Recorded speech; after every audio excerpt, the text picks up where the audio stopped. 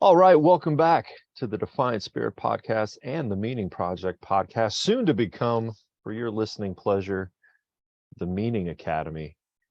Uh, those of you that have listened to either of us for a while know that Rabbi B and I, A, love working together, and B, here it's pretty good for those of you out there. So we are combining more often, more frequently, and with the idea of bringing a greater sense of meaning-based community your way sometime soon. B, hey, first of all, how you doing, man? It's been a while. I'm good. It has been too long. My Yeah. my listeners have been outside my house rioting, demanding that we put out more podcasts. So Absolutely. I know the running man himself has said more. B, I think he's getting ready to go on spring break, just waiting for us to enlighten his ears. Let's talk about the state of the world today and why it needs more meaning, and maybe we'll filter in there a little bit of the plans we have. But we started talking earlier that man, there's some divisiveness in the air, and quite the antithesis to what we preach. yeah, as you know, I moved here back here is the States and Colorado, specifically from Israel. And right now in Israel, there's literally protests going on in the streets every day around the government. Long story, but so I talk to my friends there all the time, and it's just chaos. Then you come back here, and there's all kinds of things in the news every day, and it is like it was Paul Harvey, I think, who said, in times like these, you can be sure there have always been times like these. Yeah. I think it was Yeah. actually Admiral William Crow, but somebody said it. And on the one hand, there's always been times like these. On the other hand, there are times like these. And it just feels like it's one fire after another. And it feels divisive. Everywhere I go, everybody I talk to is sort of echoing this same divisiveness. And it's tiring, it's exhausting. And I just think it's time for us to have a formal conversation about how do we become part of the solution. Right. Right. How do we present maybe even a better solution than what you and I have been working on for so long and so hard? I can tell you, I mean, even in my clinical work and especially in my coaching work, that divisiveness, it just filters through no matter what. Whatever people are putting in their ears that are not the Meaning Project podcast and the Defiant Spirit podcast, um, those people, I love the story, and God bless him. My father, um, anytime I talk to him, he's grumpy about something, and it's on either side. I said, what have you been doing all day? Well, I've been watching this news and that news, both sides. So why would you poison yourself like that? Well, I got to get both sides of the story. Somewhere in there is going to be the truth. And I posited it to him at one point. I said, what if there is no truth in there? What if it's just contrived to continue to gather your attention and frustrate you? And he said, nah, that can't be true. Of course it is, right? Because we live in a time, I can't remember, again, we're going to have a day of quotes. We can't remember who quoted it, but we live in a time that promotes the absence of meaning. We live in a marketing, consumer-based culture that encourages us, that it just wants our attention and wants to avoid providing us with meaning. It just wants our dollars. So what can we do about that? Well, I think you're touching on a very important point, which is where do we place our attention? Because I've had many conversations with all kinds of people recently about how safe of a time it is. It's the safest time in human history to be alive. Factually, I mean, I can show you 1,000 different facts. I won't bore you with it. You'd have a hard time proving otherwise, but that's not what it feels like when your dad gets off of Fox News and CNN and has both sides of the half-empty cup. Wait a second. You've been talking to him too, huh? You know what he's watching. Exactly. And the other one, the MSNBC, right? If we're going to promote, the side middle, we got to promote the other, MSNBC. But yes, that is factual, well researched. We live in the safest time in human history. Infant mortality is down, lifespan is up, safety is paramount, food supply, all these things. We live in the safest, most generous time in human history. But you would think, with the level of anxiety and depression people feel, you would think we're back in, I don't know, the fall of Rome. I just heard a statistic that was really hard to hear, but it was depression around teens is up like 3 or 4 fold, and then suicide ideation is through the roof. And Mhm. as our teacher, Dr. Frankel says, nihilism, the belief that life is meaningless, is at an all-time high. And it's time to, and you're right, it's not just time to replace, um, to fill the void. It's time to build. It's time to build something. Getting back to a level playing field is a starting point. Then you got to build on top of that. What are we going to build that's an antidote to the meaninglessness that people are feeling? Mhm. I think we have that antidote. All Well, I right. think we have it in what we have studied and what we continue to share. But I think we have some more ideas out there as well. And not to tease too much, but maybe a little bit. There's some good things coming. I know we've been hinting at it for well over a year now. That's something in this Rabbi B and Dr. D chemistry is working, and we need to grow it. Wait, But wait, for wait, wait. those Let me tell them we're opening a men's grooming store. Yeah, we're gonna have the finest hair products that money can buy. the finest hair care and shaving products, and of course, opposites dress shirts for the for the men. You got black and white and nothing in between. So That's not true. We would be the worst grooming suppliers ever. No skills here. Um, 0. Don't do like us. Yeah. yeah. But there is look, as I said in the beginning in the show intro, there's a meaning academy coming, and you can start by simply doing the easy some of the easy work, right? Getting into man's search for meaning. How many people we know, you and I both know, one of the top 10 most gifted and shared books of the past 100 years. And again, another statistic or quote I know is factual. I can't remember where I found it, but it's up there. One of the most popular books of the past century. Um, I am often amazed at the people that haven't read it. it's true. It's true. And you look at like what's fascinating to me is it's at the top of many different types of lists. So if you go to Mhm. Amazon, you can see it on like multiple different sections as the top list in business and finance and psychology and Holocaust. And that's, to me, some of the magic of it. It's such a unifying narrative, such a unifying message. Did you did you mean to do that? I mean, we're talking about the divisiveness of the world, and you're suggesting the principles in Man's Search for Meaning are a unifying set of principles that might be able to help our current condition. Well, look, that's funny how that worked out, but yes, indeed, that does. One of Dr. Frankel's most famous quotes, especially out of the Holocaust, and I think is it's time to really embody this, not just say it, but embody it in brick and mortar, virtual or real time. And that is that there's only two races. At the end of the day, there's only two races. Mhm, There's the decent and the indecent, mhm. right? And what we want to talk about is that get rid of all of the divisive conversations and get to the heart of the decent. And what's inside each of that is the search for meaning, the discovery of meaning, living meaning. That is unifying. I think one of the most powerful examples of that is in his own behavior and illustrated in Man's Search for Meaning and several other of his books. The idea that he did not hold responsible all German people, all Nazis. He said, you know what, we cannot, I can't even remember the quote, but we cannot judge people as a group, no matter how nefarious or evil that group was, but everybody deserves to be judged on their or assessed or viewed on their own uniqueness and individual merit. And I think that's what we're looking for, the decent compared to the indecent.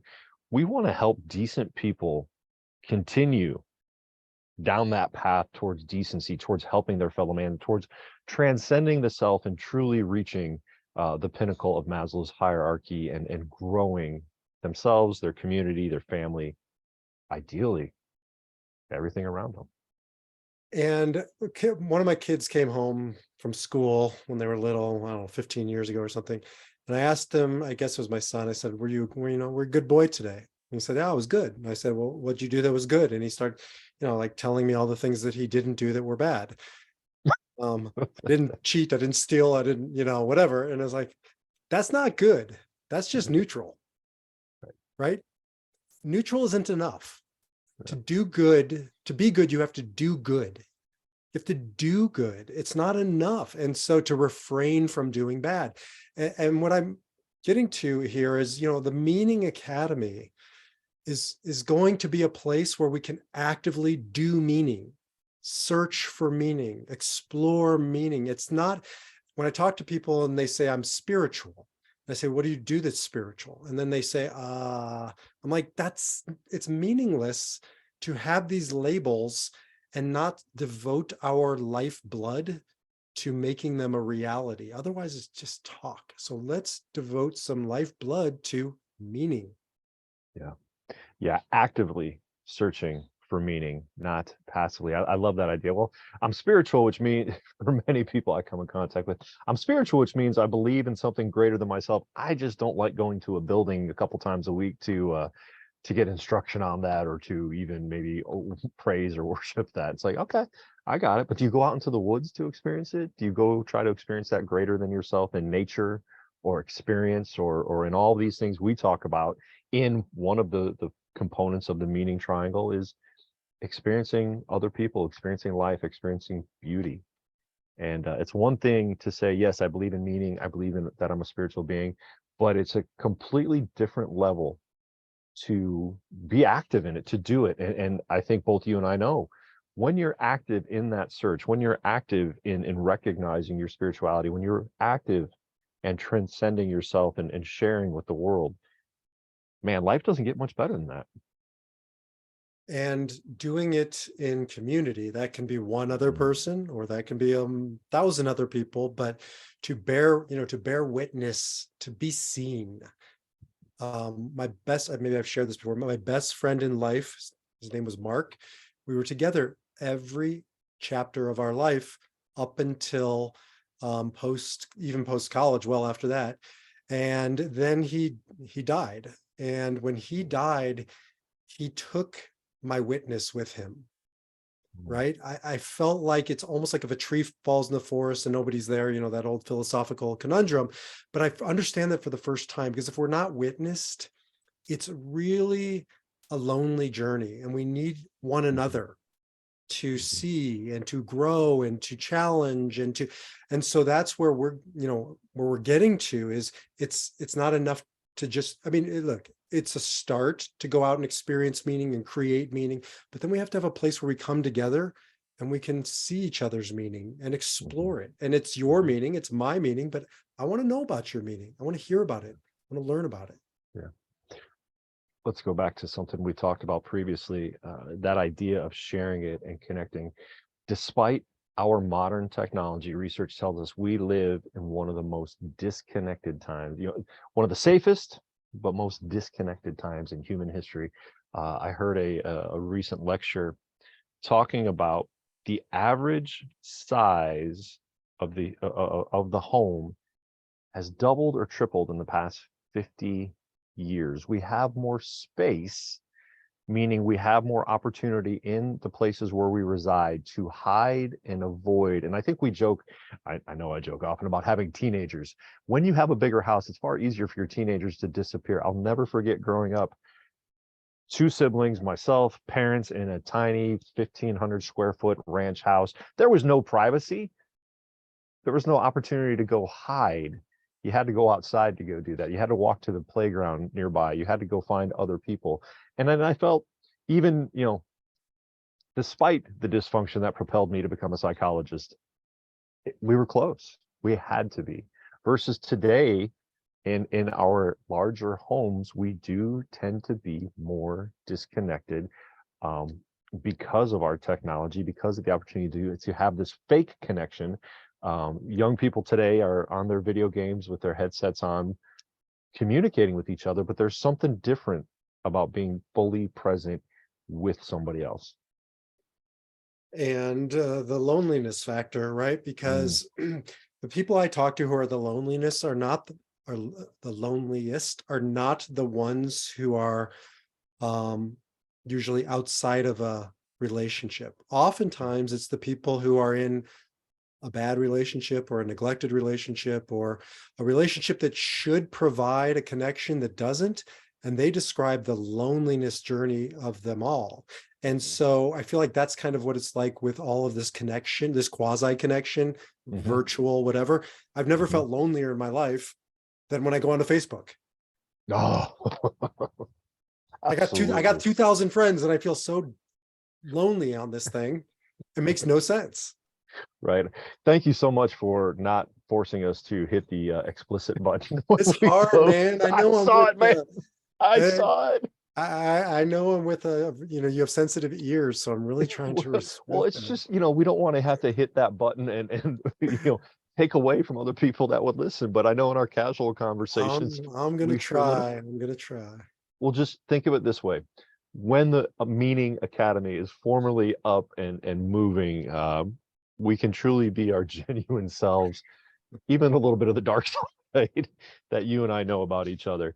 Um, yeah, so in a world that is divided and divisive, in a time that's divisive and disconnected, I mean, of course, this is our bias, but I truly believe meaning is the answer. Meaning, community, transcendence. It's the answer to all of the woes we experience today, isn't it? So I was talking to a guy who's part of a it's called the Entrepreneurs Organization. There's many of these out there, YPL, business networking type groups. And there's a component to it that is about connection, about community. And they all these groups, they use it, Rotary, whatever it is, they use the pretext of business to get to the conversation. But what we are doing, and I think what we want to do, is remove the pretext. Hmm. Like you don't have to have a reason. It doesn't have to be a golf. It doesn't have to be like, business. It doesn't have to have a pretext to get to the conversation. Let's have the conversation. Let's Yeah. bring people together in a tribe, in a community that are unified around having a meaningful experience together. Yeah. I think you and I have talked about the power of 12-step groups and AA and NA, that people want that, even if they're not addicts. But I can share a story. I've told you this before. Maybe I've even talked about it on the podcast. For the past 2 years, I've run a men's substance abuse group for my local community, people that are court ordered that have to deal with me on a Wednesday night. And so that starts with people that are court ordered. They don't want to be there. Nobody wants to be told to go to Dr. Dan's Wednesday night group, right? It's a punishment. Trust me. Ask my wife what a punishment it is to be with me. But it's been amazing because, I obviously I do things differently. This is not 12-step oriented. It's not focused just on substance abuse. It's about meaning. And I get to bring Dr. Frankel's teachings into it. And within the first meeting, some of these guys who are big, gruff, frustrated, and some, not always, but they say, wow, there's something different here. And many of them, after their mandated 12 sessions, keep coming back. I've got some guys that have done 2.5 curriculums with me, 12-week curriculums, and just keep coming back for that group. And that's something we talk about, for that sense of community, for that connectedness, as they've said, just to be able to share their experience, as dark or as light as it has been, in a safe and relatively objective place. And I think we all need that in some ways. And maybe that's a lot of what we're missing in the disconnect and the divisiveness of modern living. There was a time and a place when we had organizations, institutions that served this purpose. I read the book by Putnam, like in the 1990s, Bowling Alone. Did you ever read that? No. It was basically bowling leagues are somewhat of a thing of the past. Now people can bowl alone, Yep, I right? have heard that. I've heard that's the theory there. Please go ahead. It's I am familiar with that. pretty straightforward. I mean, and all you Yeah. have to do is look at the latest Pew studies to see that church membership is on the decline, synagogue membership is on the decline, traditional organizations like Rotary, or what's the one that I used to do for all the old guys? They had the secret handshake, the Templar stuff Oh, behind the the Masons. Masons, right? Yeah. Like, Sounds like the local golf course, but it could be the Masons. but yeah, I mean, like they just used to be the unifying elements of our society, the glue. And I have no look, I'm a recovering rabbi. Like, this is not my jam to, promote these older institutions. I believe in capitalism, if you will, and people vote with their pocketbooks, they vote with their energy, their time, their resources. So I don't have any interest in trying to revitalize things that people have walked away from. What I'm interested in is addressing the eternal human need for connection. That doesn't go away. The form changes. And that's what we need to address. And I think that's what we have the plan for. That's, it goes back thousands of years. We are wired for connection.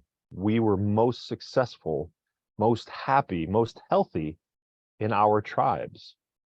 And we, the industrialization of modern America, of the world, has definitely taken us out of our tribes, and we are individuals, and maybe sometimes families, but we know there's a diminishing sense of that as well. So I think that is definitely one of the goals of the Meaning Academy, is to bring back the tribe. I don't know about the secret handshake, but certainly that's, I don't know, maybe.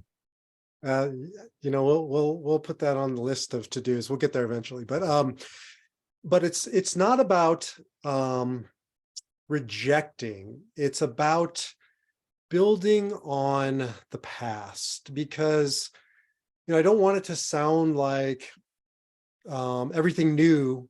I don't want to sound like everything new is bad. No. Virtual is an example. I think what we have the opportunity to do is create a new type of a tribe that is certainly in person. You're going to join Dan and I in a physical retreat in Indiana or in Colorado or in Hawaii, or we'll figure that out. All the above, please. But it's a hybrid, right? This virtual component is going to be an amazing opportunity to build tribe with people. Maybe you live in a small town and you just don't have this kind of a tribe there, or maybe you're whatever, 1,000 reasons why virtual and a hybrid, because I've been told by a lot of people, make sure you have an in-person component, check, but also like make it convenient and easy. Well, there's virtual. So it's both and. Right. I agree. Right. Like, I don't know about you, but when I go to the right conferences, when I go to the right meetings, whatever, whether they're local or far away, I leave rejuvenated.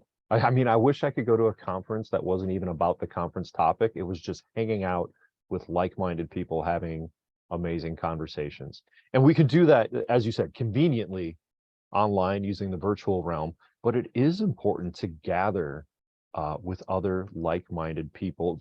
For me specifically, I think in a natural setting, right? Woods, trees, mountains, farmland, whatever it is, there's something about nature that we know revitalizes us as well. So I think, boy, it's almost like we're talking through our idea here on the podcast for people to hear that, hey, we would love to hear your opinion out there. Vote, let us know. You know how to get a hold of BNI. Tell us, yeah, I think this is a great idea. I would definitely be part of the Meaning Academy, and hell, I definitely want to go to Colorado. I'm not sure you want to come out to Indiana, B, but maybe we can meet up in Hawaii too. So I'm a either way, I'm a Midwesterner at heart. Come on. That's right. Nebraska, born and raised, right? Born and raised. Yeah. So you know what corn looks like. I do. It doesn't scare me.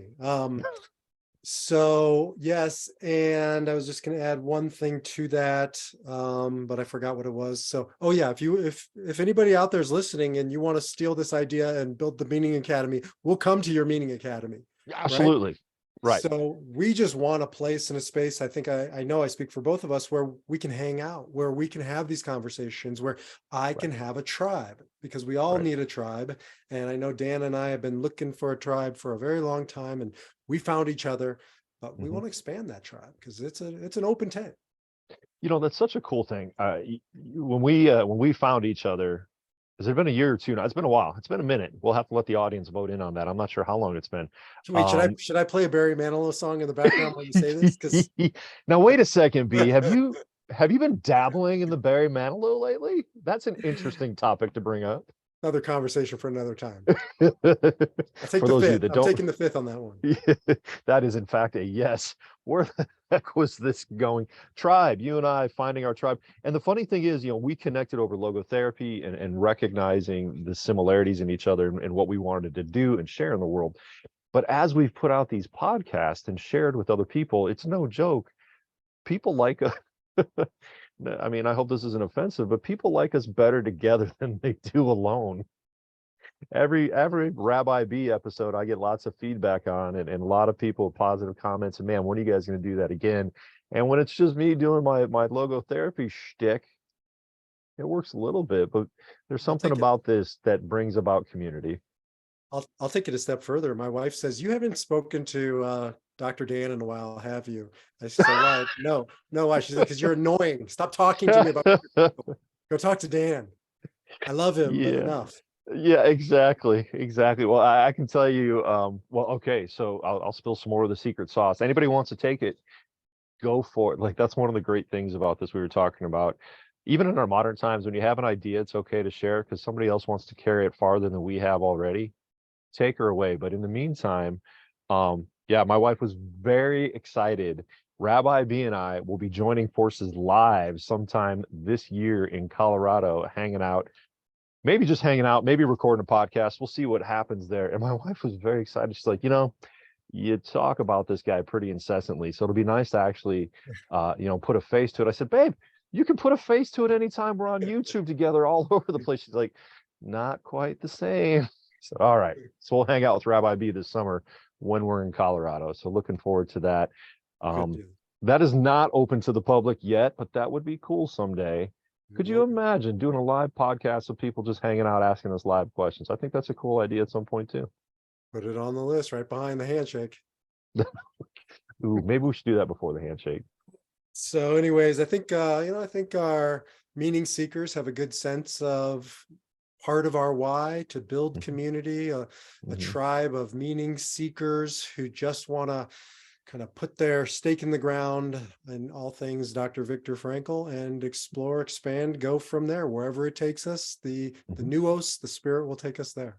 Absolutely. In the meantime, while B and I are working on that, putting our curriculum together, get yourself a couple copies of Man's Search for Meaning. One of the funny things I'd noticed, you can have multiple copies of Man's Search for Meaning and still learn different things. As we've been doing our research for the Meaning Academy, B found a positively ancient version with a foreword by Gordon Allport himself, while most of us have the copy with your friend and mentor, Rabbi Harold Kushner.